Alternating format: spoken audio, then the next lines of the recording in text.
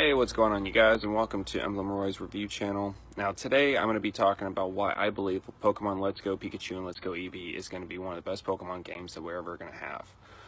Now, just remember, this is me just making my assumption. Nintendo hasn't confirmed anything. I haven't gotten any secret leaks or anything like that. This is me basically just being a big Pokemon fan and really hoping Nintendo actually goes through with these ideas to make this game one of the best games for Pokemon they ever made. Now, as we know, Let's Go Pikachu and Let's Go Eevee is going back to the Kanto region, and one of the things is that, the reason why they're doing this is because they're trying to get this new generation to start up loving Pokemon like we did back when Pokemon first came out on the Game Boy and Game Boy Color. Now, obviously, we're going back just to Kanto. They haven't dropped anything else, any hints or any leaks or anything like that. And they've been adding new things and dropping new ideas for Pokemon Let's Go Eevee and Let's Go Pikachu. Like specific Pokemon that you need to go and enter the gym, and specific things you need to do, and specific Pokemon that need to be at a certain level. Now, Nintendo's been taking a big step for this year and a half that it's been out, and that is expanding big games with DLC like Breath of the Wild, Xenoblade, Mario Rabbids, and so on and so forth. So what is to stop Nintendo from thinking, hey, let's go Pikachu and let's go Eevee. Let's go ahead and make DLC for this game. Now, what they could do for this DLC, for the new DLC, is by adding the new regions. And one of the big things that they could do is make the DLC $40, come out either every 6 months to a year for the new games, and then basically you just go from scratch. Start every single new region with only your starter that you chose, and either Let's Go Pikachu or Let's Go Eevee. Now, one of the things that a lot of people will probably disagree is, well, I just trained all my Pokemon. I just trained so hard in the Kanto, now I have to start over from the Johto. Well, what was the one thing Ash did in all the regions after Johto? He left all of his Pokemon. If he didn't leave them with a specific trainer or trade them or anything like that, or let them go, he left them in Professor Oak's. So they can be happy, be with each other, and play with a bunch of different Pokemon, and they were still getting stronger and still developing their skills. So I would believe if they decided to do DLC and they went around with this route, once you beat the 8th gym leader and you're heading off to Champions Road and you're going to fight the Elite Four, they give you the chance to pull all your other Pokemon from Professor Oak so you can use them against them. Now, why would this be a great idea? Well, because this would make the Elite Four a lot harder to beat. They would be higher level, they would have different Pokemon from the different regions as well, and they actually put more ideas and more thought into what the Elite Four was doing. And the reason why I would say this is because, we've run into those Pokemon games that the Elite Four is just not that very good against battling. Perfect example is X and Y. That was by far the easiest Elite Four team that I ever beat. I think I only used 3 Pokemon my first time playing the game in the entire Elite Four, and I beat them with ease, and I was just a couple levels higher than what they were because they all had specific weaknesses to each other. So that was one thing that bummed me out, but that's something that they can learn and develop and make it so much better for these new generations. Now, obviously, as like I said, this is just my speculation, this is just my thought and idea. But I mean, how awesome would that be? You go to the Kanto, you go and collect all the Pokemon that you can, you train them up, and then you go to the Elite Four, you beat the Elite Four, and then you're the champion of Kanto. 6 months to a year later, you're coming out with the DLC, and you're spending the $40, and then you're going to the Johto region. You leave all your Pokemon, and then you start over from scratch.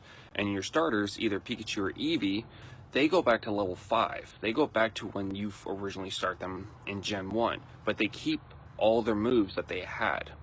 So if you chose Pikachu and you had like Thunder, Double Team, Quick Attack, and Thunder Shock, he would carry that over to the Johto region, but he would just go back to level 5, so that way it makes it a lot easier, so you're not wiping all the gym leaders with one Pokemon.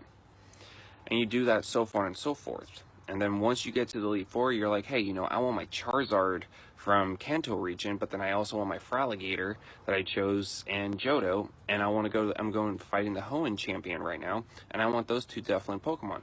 So before I fight the Elite Four, I'm gonna switch all my Pokemon out, use my team, build it up, and then by the end of all the DLC, because obviously, you guys, we're only coming up to Generation 9. They already dropped it that they're dropping that game next year, and that's for the more specific hardcore gamers. Now, if they went ahead and did that for released a new DLC every 6 months for this game, we would be done and caught up with them in 4.5 years, depending on if they weren't making any more hardcore gen Pokemon games. Now, that's a long time for a Pokemon game. That's a lot of gameplay, that's a lot of time, that's a lot of effort just trying to catch all the Pokemon in all the regions, being able to complete each section before going on. Yeah, so that's a long time to go for. And that's why I would believe that this would be a great idea for them to do and continue on go for it. So we're not coming out with, you know, Let's Go Pikachu and Let's Go Eevee 2, 3, 4, and then you're basically starting from scratch. I would say if they're going to go ahead and continue on making this game, depending on when it comes out, you know, just add on to it. Don't make more games of this, just add on to it. Give us what we want, give us what we need. We've been if you're a hardcore gamer, you've been playing this game since the 90s. You have played every single game. You have completed all the Pokedexes. You have tried every single idea to make the game a much more fun experience. Now, me personally, I would love to have this. This is my theory. This is my belief. I would make this the #1 Pokemon game in the world because they finally gave us what we wanted, and they can still continue on adding on to it by adding new content, adding new ideas. You know, that is a big step that Nintendo could take, and they can make a lot of money, and that would help them make their sales for this game, the Switch, and upcoming for the next couple of years, because people would be wanting to grab these systems and grabbing these games and going from there. And you know, that's my idea, that's my theory, and I want to stick with that because I really want to believe that Pokemon and Nintendo are going to come up with this idea and be able to say, hey, you guys have been doing this for almost 30 years. We're going to give you all these Pokemon games. We're going to give you all these DLC. Now, one way they can definitely screw this up, though, if they decide to go that route, is by charging us more than $40. Now, $40 is a lot for just one DLC. And if you're a hardcore Pokemon gamer like I am, you could probably beat the game in like a week. Now, that's just going from start to finish. That's not collecting all the Pokemon. That's not collecting all the moves. That's not collecting all the secrets. That's not completing the game. That's just you're straight playing this game and you're trying to get this done. And a lot of us are probably going to beat this game in a week or two, depending on, you know, how much hype and everyone's doing. I'm probably going to be playing this game nonstop until I beat it. But yeah, that's where my problem is, that everyone's going to beat this in like 2 to 3 weeks, and then we're having to wait 6 months to a year, and then we're having to pay $60 for another 2-week experience, and then we're just not touching this game at all. Unless you're a completionist and you're just going back and forth trying to catch all the Pokemon, you're trading, you're meeting up with your friends. But who knows? I mean, honestly, I think that could be a big downstep is how much they charge for the DLC.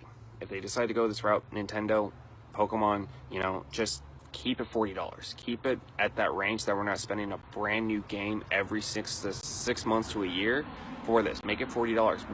Make people want to buy this game and keep playing it and wait and so be excited for when it comes out.